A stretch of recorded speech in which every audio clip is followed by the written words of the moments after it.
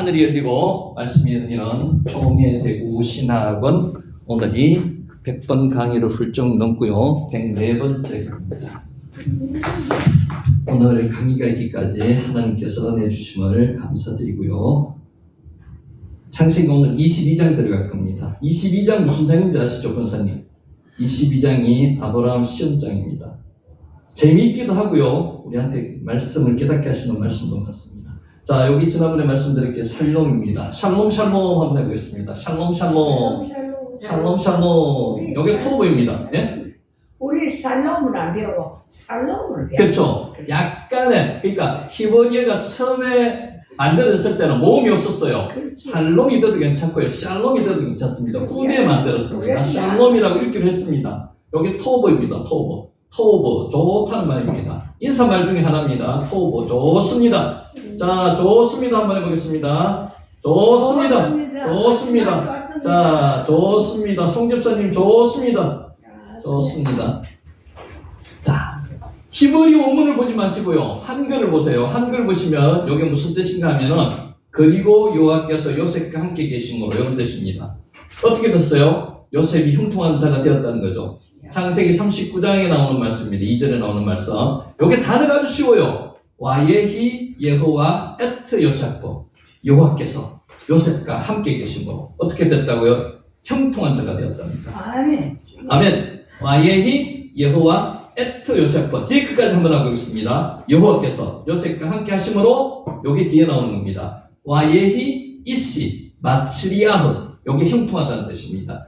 여호와께서 요셉과 함께 하심으로 요셉이 형통한 자가 되었답니다. 하나님이 함께 하시면 형통한 자가 된다는 그런 말씀입니다. 와예히 이시 마츠리 아흐. 요게 그가 형통한 자가 되어 이런 뜻입니다. 그래서 앞에서 하면 여호와께서 요셉과 함께 하심으로 그가 형통한 자가 되어 이런 뜻입니다.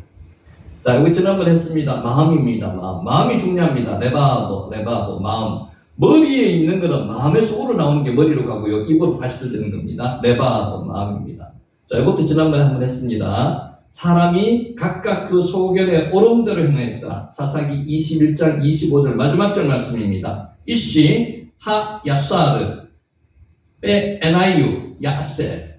사람이 각각 그 소견에 오름대로 행하였더라. 근데 요셉은 어떻게 했다고요? 여호와께서 요셉과 함께 하심으로 형통한 자가 되었는 거고요. 사람이 각각 그 소견대로 오름대로 행하면 어떻게 됩니까? 하나님이 없는 사람이 되는 겁니다. 반대되는 거죠. 자, 오늘 이 말씀으로 시작해 보겠습니다. 하나님은요, 불로도 역사를 하시지만 세미한 음성으로도 역사하십니다. 대개가 세미한 음성으로 역사하십니다. 세미한 음성이 요겁니다. 콜 에마마 타카입니다. 세미한 음성이라고 열왕기상 19장 12절에 나오죠. 폭풍 속에도, 바람 속에도, 지진 속에도 안 계셨어요. 세미한 음성으로 엘리야에게 말씀하신 하나님. 그게 세미한 음성이 콜 때마바 타카입니다. 자, 한번 볼게요. 구약에서 강력한 능력을 행한 선지자가 누구죠? 엘리야 선지자입니다. 성경에서 가장 능력 있는 선지자를 꼽으면 엘리야 선지자를 꼽습니다. 여기 때마마입니다. 때마마가 뭐라고요? 조용한, 침묵, 이런 뜻입니다. 조용함, 침묵, 때마마. 따크가 작다는 뜻이고요. 이 안에 나오는 단어, 여기서 콜, 때마마, 따크가 작고 조용한 소리가 콜, 때마마, 따크입니다. 그는 하나님의 심판을 직접 수행했습니다. 누가요? 엘리야가. 갈멜산에서 바알 선지자를 모두 죽였습니다. 아하시아가 보낸 군대를 하늘에서 불을 내려서 소멸시킨 장본인도 엘리야입니다. 좀 무자비하게 죽였습니다. 성경학자들은 이것을 하나님의 정의를 실현하는 것으로 엘리야적 폭력이라고 합니다. 실제로 폭력을 썼습니다. 불이 내려서 사람을 죽였습니다. 엘리야의 폭력은 심판의 상징으로 자주 인용되곤 합니다. 심판의 상징이라는 거죠. 콜, 때마마, 다카 하고 있습니다. 누가복음은 제9장에 보면은 사마리아 마을이 예수님을 거부했는 사건이 나옵니다. 그러자 야고보와 요한은 엘리야처럼 하늘에서 불을 내려 멸망시키자고 누구한테 제안했습니까? 예수님께 제안했습니다. 그런데 예수님 그렇게 하셨습니까? 안 하셨습니다. 콜 때마마다카. 예수님은 그들을 꾸짖고 이를 거부했습니다. 그러니까 엘리야적인 방법을 사용하시지 않고요. 조용하고 작고 조용한 미세한 음성으로 답변하셨다는 거죠. 콜드 때마마다카. 이는 단순한 태도의 차이를 넘어서서 하나님의 정의와 심판을 실행하는 방식의 근본적인 변화라고도 볼 수가 있습니다. 그러니까 방법의 차이라는 거죠. 예수님의 방법과 엘리야적인 방법은 차이가 있었습니다. 저는 엘리야적 폭력의 개념을 정리하고 이를 바라보는 제자들과 예수님의 입장을 비교하여서 기독교 역사 속에서 이 두 관점이 어떻게 나타났는지를 분석하고자 합니다. 자, 콜, 때마마, 다카, 세미한 소리. 오늘날 종말론적인 관점에서 이 문제를 어떻게 바라볼 것인지 살펴보고자 합니다. 자, 엘리야적 폭력적 방법이라 불을 내렸습니다. 불을 내렸습니다. 콜, 때마마, 다카, 세미한 소리. 성경에는 열왕기상 19장 12절에 세미한 소리라고 나와 있는데 이거를 한글로 따로 한번 번역을 따라 해보면요. 작고 조용한 소리입니다. 거기에 세미한 소리라는 거죠. 엘리야적 폭력은 주로 엘리야 선지자의 행적에서 비롯된 강력한 심판의 행동을 의미합니다. 이 강력한 심판이 언제 나타나죠? 지금은 금방금방 안 나타나고요. 마지막 종말 때 그렇게 나타날 건데, 그래서 예수님은 그 방법을 사용하지 않으셨습니다. 그는 하나님의 영광과 정의를 실현하기 위해서 폭력적인 방법도 불사했습니다. 사용했습니다. 근데 우리는 이런 방법을 좋아합니다. 막 불이 막 칵칵칵 내려오고 이런 방법을 좋아하지만 하나님의 방법, 예수님의 방법은 콜 때마마다카, 세미한 소리로 역사하시기를 원하시는 경우가 많습니다. 엘리야는 갈멜산에서 바알 선지자들과 대결한 후에 그들을 기손 시내로 끌고 가서 모두 죽였습니다. 이게 정확하지 않습니다. 450명인지 850명인지. 그러나 모두 죽였다고 기록이 나와 있습니다. 바알 선지자 모두를. 자, 학자들 사이에 엘리야의 행동이 하나님이 명령하신 정당한 심판인가 아니면 과도한 폭력인가에 대해서 논쟁이 있습니다. 자, 스툴락 교수는 엘리야의 행동이 열왕기상 14장과 16장에 등장하는 불태움과 소멸의 이미지와 연결되며 이는 북왕국의 타락한 왕들과 그들의 운명을 암시한다고 해석하는 분도 있습니다. 어떤 분이 스툴락 교수가요. 자, 콜 때마마다카 세미한 소리에 대해서 지금 말씀드리고 있습니다. 아하시아 왕이 엘리야를 잡으러 군대를 보냈습니다. 이때 엘리야는 하늘에서 불을 내려서 군대를 전멸시켰습니다. 이 사건 알고 계시죠? 이게 엘리야적 폭력이라고 해석하시는 분들도 있습니다. 이는 하나님의 종을 대적하는 자들에게 내리는 즉각적인 심판으로 해석될 수도 있습니다. 구약에는 이런 방법이 사용되었습니다. 예수님께서 이 방법을 사용하지 않으셨다는 거죠. 그러나 그것이 엘리야의 폭력이 다른 그리스도인들에게도 그대로 적용될 수 있느냐 하는 것은 전혀 다른 문제라는 겁니다. 오히려 이세벨이 엘리야의 생명을 노리자 그는 하나님께 탄원하며 더 강력한 심판을 요청하였습니다. 그때 하나님은 바위를 부수는 강한 바람 속에서도 계시지 않았습니다. 지진이나 불 가운데서도 계시지 않았습니다. 어디 계셨다고요? 오히려 하나님의 응답은 세미한 소리였습니다. 그 세미한 소리가 콜 때마마다카입니다. 작고 조용한 소리, 그게 세미한 소리라는 거죠. 자, 이런 엘리야적 폭력의 한계를 하나님께서 직접 보여준 사건으로 볼 수 있습니다. 이게 한계라는 겁니다. 하나님은 엘리야적 폭력에 대한 확실한 해석을 하셨습니다. 어떻게 해요? 엘리야적 폭력을 바라보는 예수님과 제자들의 입장 차이를 한번 보겠습니다. 제자들은 불을 내려달라고 얘기했습니다. 그런데 예수님 그렇게 말씀하시지 않으셨다는 거죠. 콜 때마마다카 누가복음 9장 51절에서 56절에 보면요. 예수님께서 사마리아 마을을 지날 때 그곳 주민들이 예수님을 환대하지 않았습니다. 배척했죠. 이에 야고보와 요한은 엘리야처럼 하늘에서 불을 내려 그들을 멸망시키자고 하였습니다. 겉으로 보기에는 얼마나 하나님이 임재하시는 모습을 나타낼 수 있는 방법이 이 방법이 아니겠습니까? 근데 이 방법은 폭력적인 방법, 이 방법은 아니라는 겁니다. 예수님은.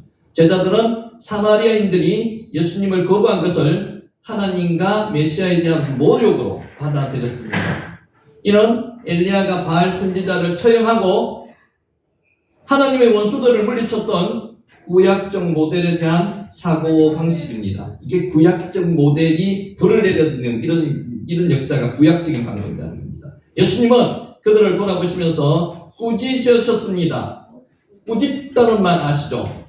베드로가 예수님을 꾸짖듯이 한변했는 기억나시죠? 그 꾸짖다는 게 에피티마오입니다. 에피티마오. 그냥 스승이 제자를 꾸짖듯이 꾸짖었다는 겁니다. 오늘 예수님도 그러셨습니다. 꾸짖었습니다. 베드로가 예수님의 고난을 막으려 했을 때 그를 꾸짖으신과 같은 맥락입니다. 사탄아 내 뒤로 물러가라. 예수님께서 베드로를 이렇게 꾸짖으셨습니다. 내가 하나님의 일을 생각하지 아니하고 도리어 사람의 일을 생각하는도다. 마가복음 8장 33절 말씀입니다.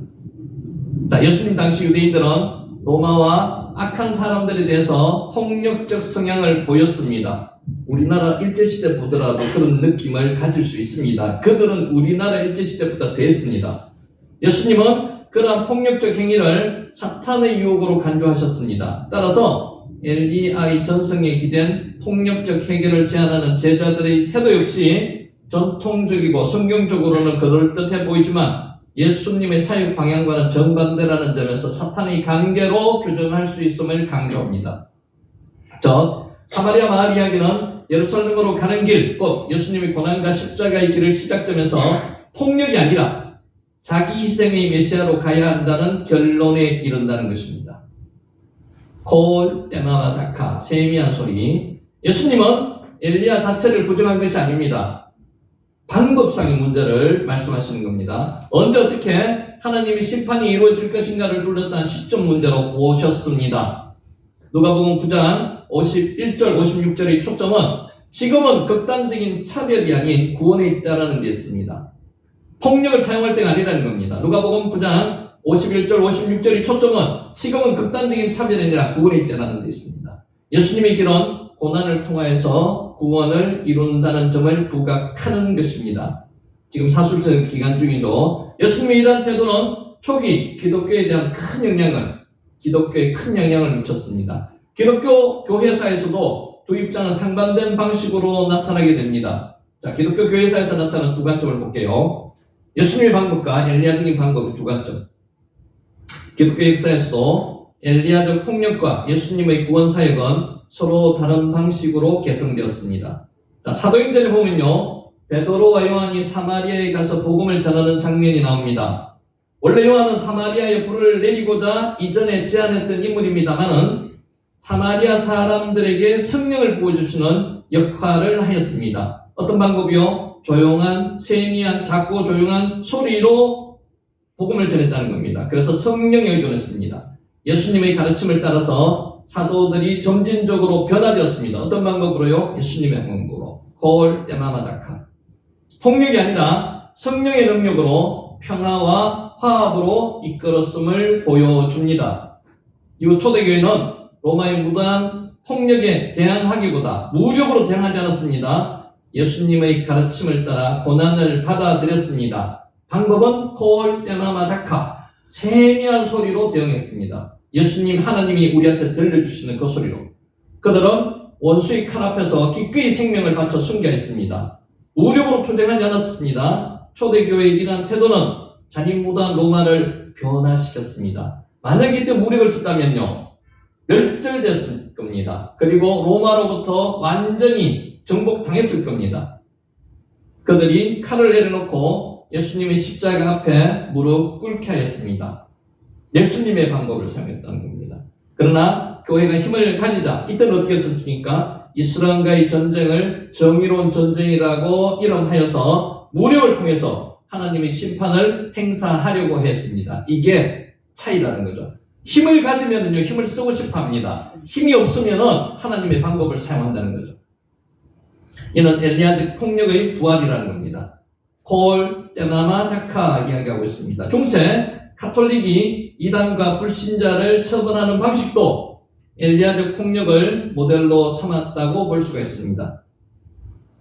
콜 때마마다카. 자, 종말적인 시점에서 한번 평가를 한번 해보겠습니다. 오늘날 우리는 종말의 시대를 살아가고 있다고 말할 수 있습니다.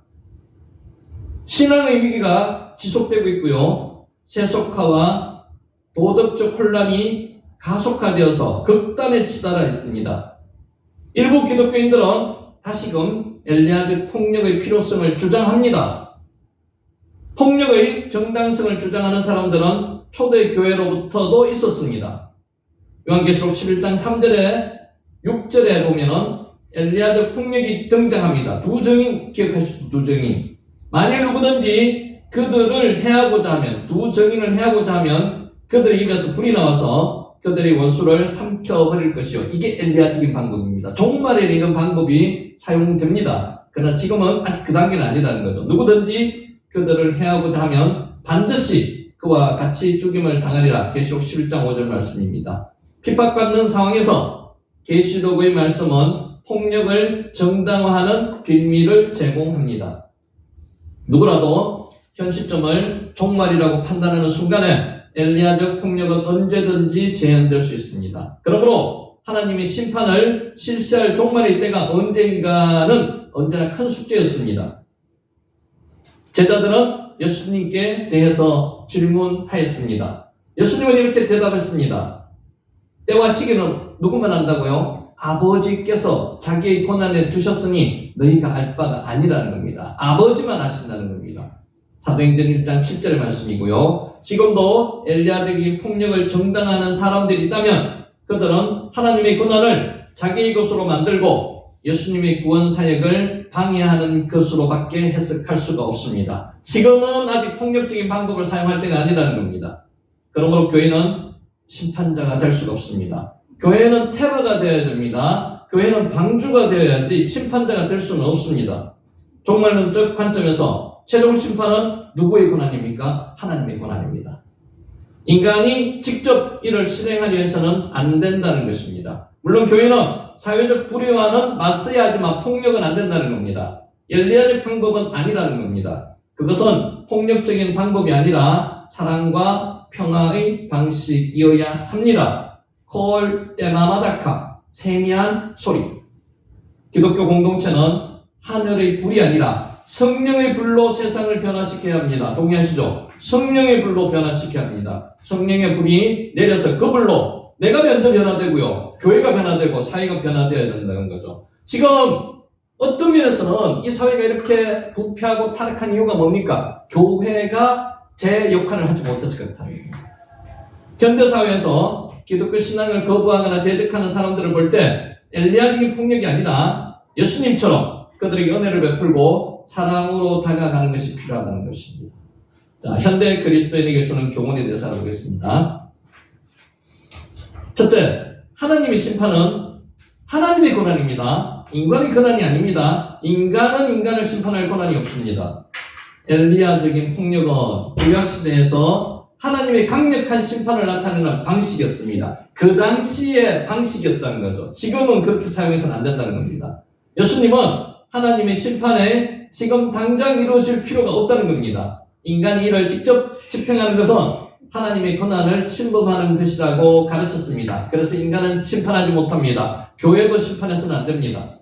오늘날에도 기독교 내에서 특정한 정치적, 도덕적, 종교적 문제를 해결하기 위해서 강압적인 수단이나 폭력을 정당화하는 경향이 있습니다만은 그래서는 안 된다는 거죠. 때와 시기는요, 하나님께서, 아버지께서 자기의 권한에 두셨으니 너희가 알 바가 아니오. 좀 전에도 말씀드렸듯이 사도행전 1장 7절에 나옵니다. 하나님의 심판이 언제 어떻게 이루어질지는 인간이 결정할 문제가 아닙니다. 하나님께서, 아버지께서 결정할 문제입니다. 따라서 우리는 스스로 심판자가 되려는 유혹을 경계해야만 합니다. 이게 켈로힘입니다. 하나님처럼 되는 것을 경계해야만 된다는 거죠. 교회와 그리스도를 심판이 아니라 구원을 선포하는 역할을 감당해야 합니다. 교회는 어떤 것이 해야 됩니까? 테마, 하나님의 심판을 담당하는 것이 아니고요. 구원을 선포하는 것이어야 된다는 겁니다. 하나님의 정의라는 이름으로 인간적인 폭력을 정당화해서는 안 된다는 겁니다. 자, 두 번째 교훈이요. 기독교는 폭력이 아니라 사랑과 희생을 통해서 세상을 변화시킵니다. 폭력을 쓰면요, 폭력 섞는 그 저항으로 해서 더 많은 폭력을 유발합니다. 그래서 폭력이 아니라 사랑과 희생을 통해서 세상을 변화시켜야 한다는 것입니다. 감사합니다. 예수님은 폭력적인 방식으로 하나님의 나라를 세우지 않으셨습니다. 그래서 우리는 예수님의 방식을 따라야 한다는 겁니다. 오히려 원수를 사랑하라고 가르치셨습니다. 원수를 사랑하라고 가르치셨는 것을 폭력으로 행사하면 안 된다는 거죠. 자, 십자가에서 죽기까지 희생하셨습니다. 누구를 위해서요? 구원할 자들을 위해서, 우리들을 위해서. 신앙을 지키며 순교의 길을 걸었습니다.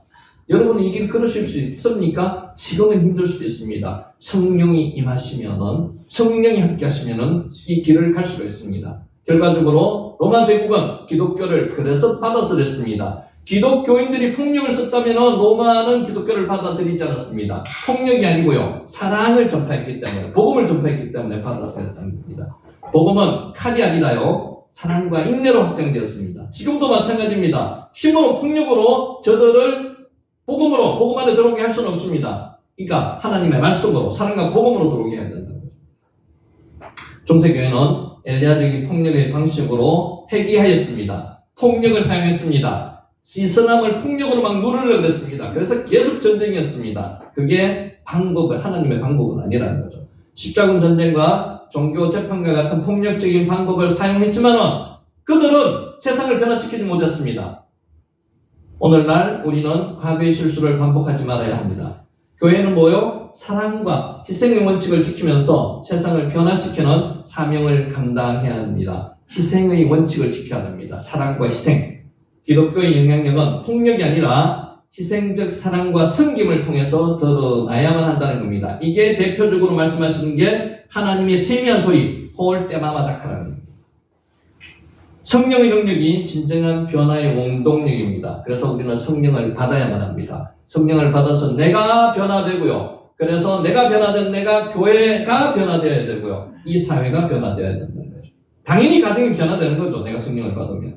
예수님은 불로 심판하는 대신에 성령의 불을 주시겠다고 약속하셨습니다. 사도행전 2장 3절에. 성령의 능력은 물리적인 폭력이 아닙니다. 영적 변화와 회복을 통해서 세상을 변화시키는 겁니다. 이게 복음의 능력이고요. 성령의 능력입니다. 사도행전에서 요한은 예전처럼 사마리아를 불로 심판하는 대신 뭐 어떻게 했어요? 성령을 통해서, 성령의 불로 그들에게 복음을 전하고 새롭게 했습니다. 자, 이는 예수님의 가르침을 따른 변화된 태도였습니다. 우리도 마찬가지입니다. 폭력을 사용하고 싶을 때가 있습니다. 내가 힘이 있으면 더 폭력을 사용하고 싶어요. 근데 성령의 불을 받으면, 성령의 역사하시면 힘을 사용하지 않습니다. 사람과 섬김으로 세상을 변화시키고자 노력한다는 거죠. 오늘날 기독교 공동체가 해야 할 일도 마찬가지입니다. 우리는 사회의 부조리와 악을 제거하기 위해서 폭력이나 강압적인 방법을 사용할 것이 아니라 성령의 능력으로 변화시키는 방법을 찾아야 한다는 것입니다. 교육과 선교와 봉사, 기도, 그리고 사랑의 실천을 통해서 사람의 마음이 변화될 때 하나님의 나라가 확장된다는 겁니다. 그래서 하나님의 나라는 언제 확장된다고요? 힘으로 변화시키는 게 아닙니다. 확장되는 게 아니라는 겁니다. 사랑으로, 순김으로 확장된다는 겁니다. 결론적으로 엘리야적인 폭력은 구약에서 하나님의 정의를 실현하는 강력한 방법 중에 하나였습니다만 지금은 그 방법은 아니라는 겁니다. 예수님께서는 이를 넘어서서 인내와 구원을 강조하는 새로운 길을 제시하셨습니다. 사랑과 섬김의 길을 제시하셨습니다. 기독교 역사 속에서는 이 두 관점이 항상 공존하지만 교회가 폭력을 선택할 때마다 어떻게 됐다고요? 본질이 왜곡되었습니다. 사회는 더 문을 꽁꽁 걸어닫고 기독교를 받아들이지 않습니다.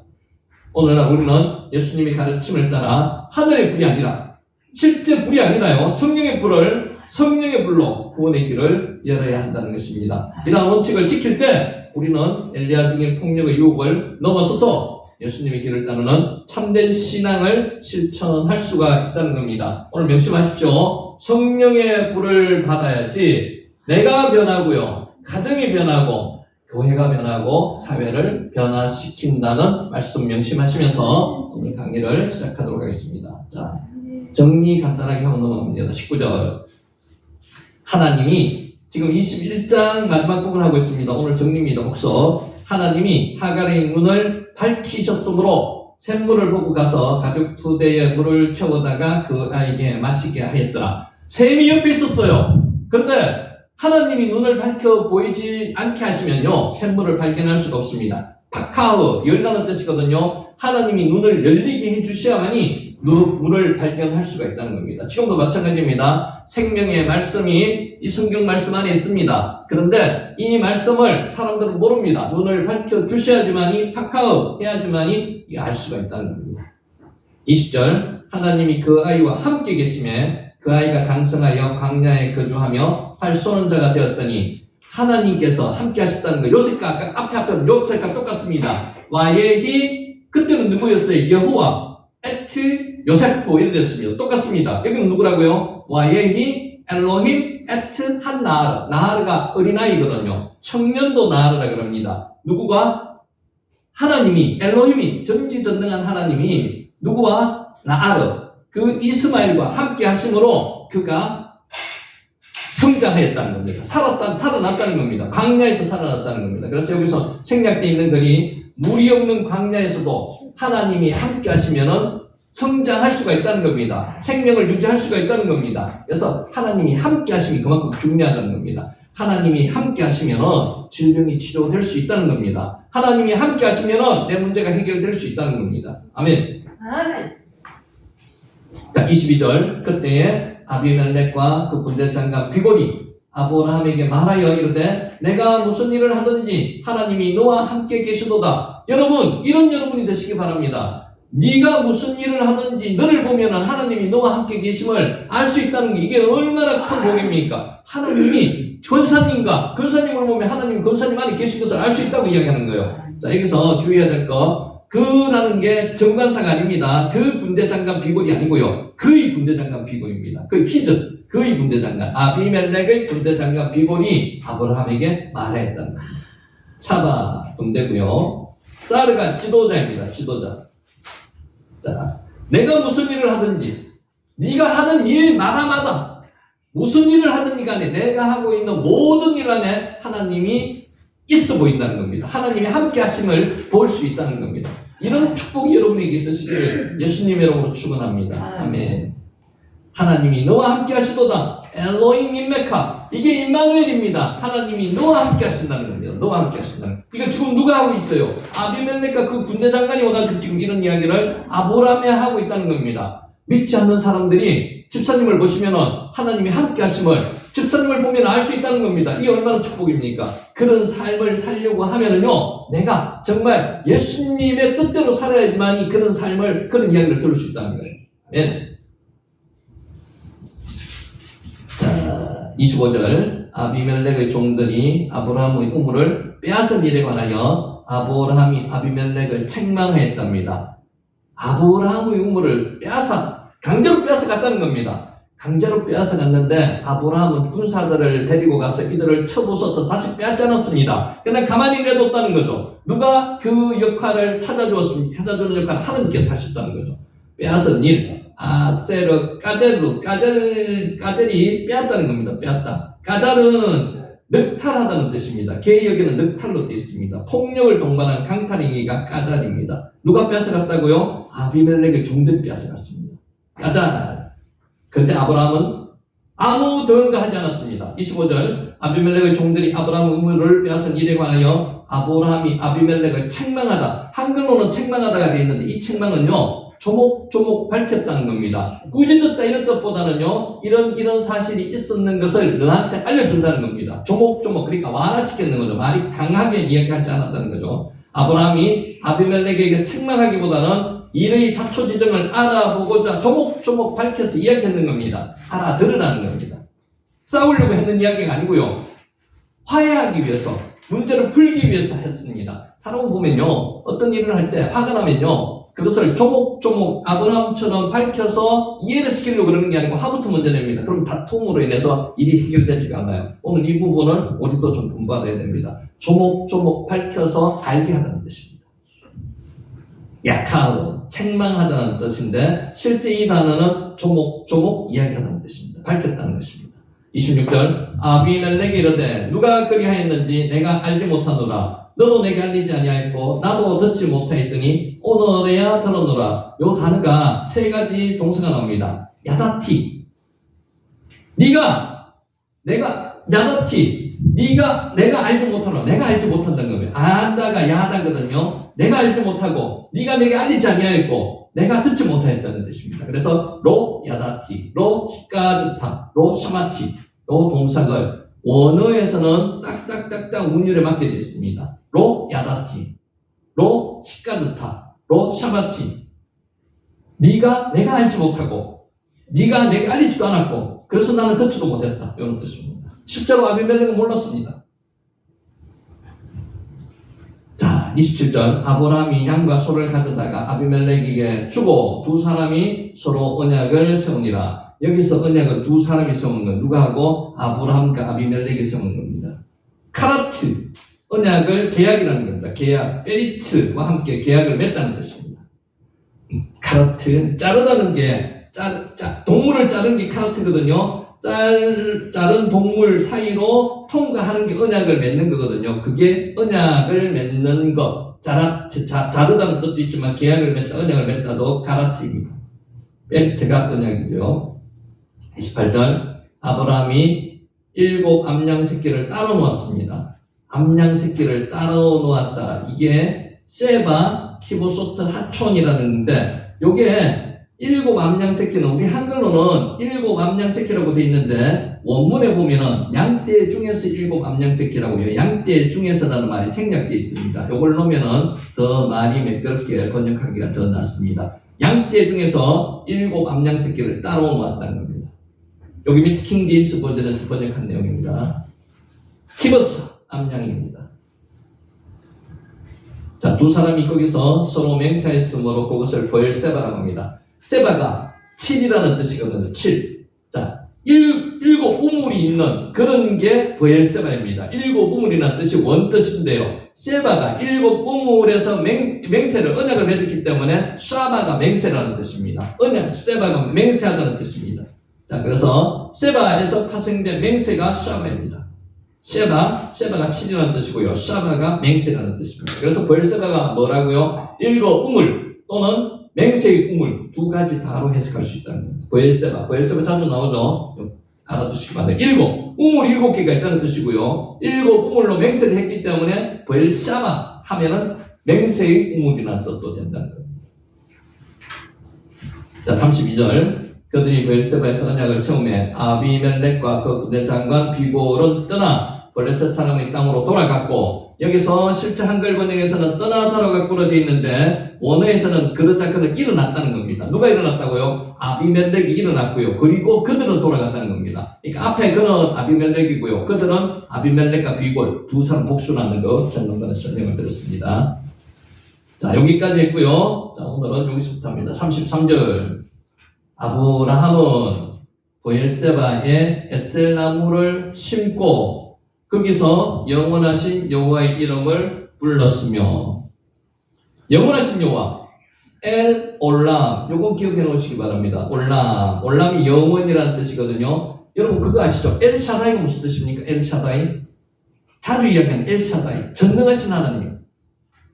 옛날에 가나안 지역에서는 기독교인만, 그러니까 아브라함만 엘이라고 불렀는 게 아니고요. 그냥 자기들 신을 엘이라고 불렀습니다. 하나님, 엘. 근데 아브라함은 여기서 하나 더 첨가했습니다. 올람, 영원하신 하나님. 엘, 올람, 영원이라는 뜻입니다. 시간을 초월하여 존재하시고 섭리하시는 하나님의 영원성을 보여주는 명칭이 뭐라고요? 엘, 올람. 엘, 올람. 엘 샤다이하고 같이 외워놓으시면 됩니다. 좋습니다. 엘 샤다이는 전능하신 하나님, 전지전능하신 하나님. 그게 엘 샤다이고요. 여기서 엘 올람은 영원하신 하나님. 올람은 제한적 시간 속에서 오랜 기간 나타날 때 쓰여지는 말이지만 단어가 하나님과 함께 나올 때는 엘 올람, 영원한 이런 뜻입니다. 영원함. 그러니까 영원하신 하나님, 엘 올람입니다. 성경에서 이 호칭이 유일하게 이곳에만 쓰입니다. 엘 올람. 이스라엘 민족이 형성되기 전 아브라함 시대부터 예배의식에서 사용되어 왔습니다. 그래서 엘 올람은 그 옛날의 고대 이스라엘인들이 자주 불렀던 이름입니다. 엘 올람. 하나님을 찬양하는 최고의 호칭 중에 하나입니다. 그래서 기도할 때 엘 올람, 엘샤다이라고는 우리가 가끔 사용합니다. 엘 올람도 기억해 놓으시면 좋습니다. 영원하신 하나님, 엘샤다이는 전지전능하신 하나님. 하나님을 나타내는 데 있어서 성경에서 일반적으로 사용되는 복수인 엘로힘이 아니라 우리는 보통 엘로힘만 사용하잖아요. 엘로힘은 보통 우리가 성경학자들이 삼위일체 하나님, 세 분 하나님을 성부, 성자, 성령, 복수 하나님, 엘로힘이라고 이야기하는데 엘이라고도 사용합니다. 옛날 고대인들은 엘이라고 사용했습니다. 거기에다가 엘 올람이라고 하면은 영원하신 하나님, 엘 샤다이라고 하면은 전지전능하신 하나님, 이렇게 구분하시면 됩니다. 자, 엘이라는 명칭은 유일신 여호와 하나님만이 아니라 그 당시 가나안 종족들이 섬기는 신들을 가리키는 데도 사용했습니다. 엘 하나님은 꽤만 사용했는 게 아니고요.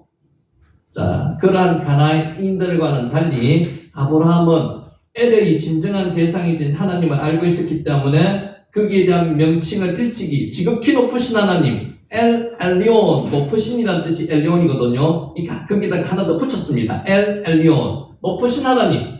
그리고 할례 언약에는 전능하신 하나님, 엘 샤다이. 17장 1절에 나옵니다. 엘 샤다이.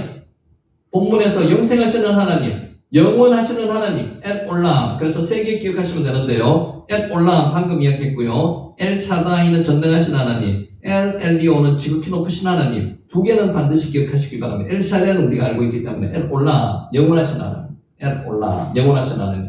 가나안 족속들은 엘이라는 명칭만 사용했지만은 아브라함은 거기다가 뒤에다가 붙인 단어를 하나 더 붙였습니다. 엘 올람, 영원하신 하나님, 엘 샤다이, 전지전능하신 하나님. 이렇게 해가지고 사용했다는 겁니다. 자, 이런 부분인데 하나님에 대한 아브라함의 신지식이 날마다 깊어졌다는 것이고요. 내면적 신앙도 점점 성숙해졌으면 할 수 있습니다. 지금 우리가 창세기 몇 장 하고 있죠? 21장입니다. 21장이 아브라함이 어느 정도 이제 신앙이 완전히 확고히 형성되었습니다. 그래서 22장 시험을 받더라도 하나님의 그 시험을 능히 이길 수 있는 힘이 어디서 완전히 다 결정되는 겁니다. 21장에서 결정되는 겁니다. 21장까지. 자, 더욱이 뒤에 아브라함의 이름을 불렀다는 말이 나오는 것으로 보아서 결코 아브라함이 가나안의 신과 하나님을 혼동하지 않았다는 겁니다. 엘, 가나안에 있는 토착민도 엘이라는 신의 이름을 불렀습니다. 아브라함은 여기다가 하나님을 특이하게 다르게 불렀다는 겁니다. 엘 올람, 엘 샤다이, 엘 엘리온 이렇게 불렀다는 겁니다.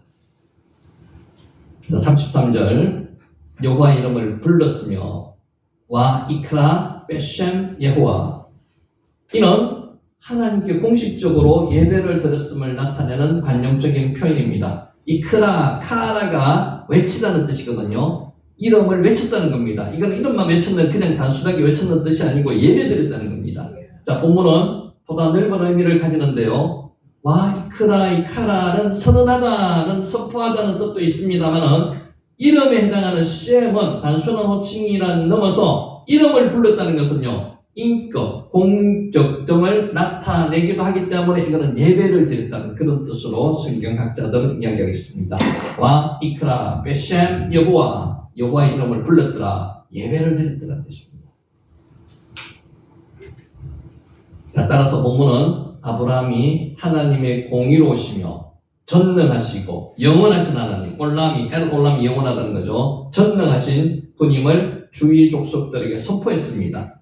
카라 선포라는 거죠. 여러 종류의 우상이 범람했던 가나안 땅에서 아브라함이 유일신 여호와의 기치를 높이던 것입니다.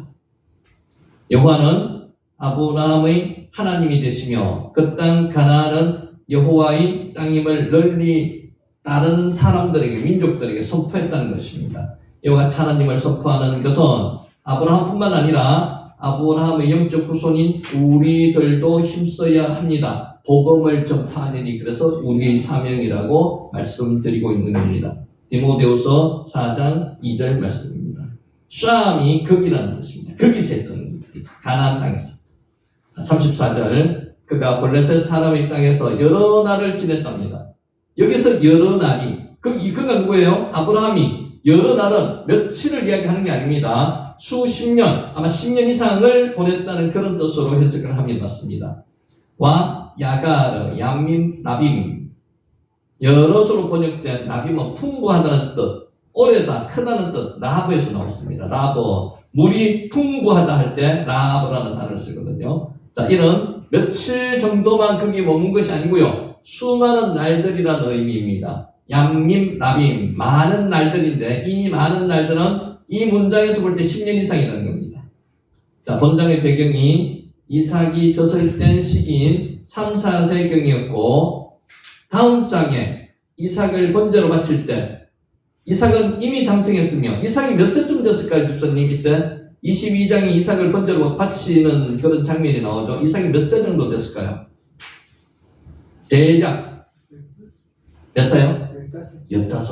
17세 이하 15 정도 됐을 거라고 봅니다. 보통 성경학자들은 15세라고 이야기를 합니다. 왜냐하면 3, 4세에 젖을 떼고요. 젖뗄 때 이스마엘이 쫓겨났거든요. 그리고 나서 수십 년, 십수년을 여기 살았을 겁니다. 그럼 한 15살 정도 예상을 합니다. 보통 이 브엘세바의 아브라함이 머문 기간은 10년이 훨씬 넘었을 것이라고 추정을 합니다. 그래서 정확한 나이는 모릅니다. 근데 어린아이는 아니었을 거죠. 이삭을 번제로 드릴 때가 보통 한 15세에서 17세, 15세를 보통 추정을 합니다. 10년 이상 어디 살았다고요? 브엘세바 이 지역에 거주했다는 것이 성경학자들의 공통된 의견입니다. 여기까지 하고 10분만 쉬었다가 둘째 시간 하겠습니다.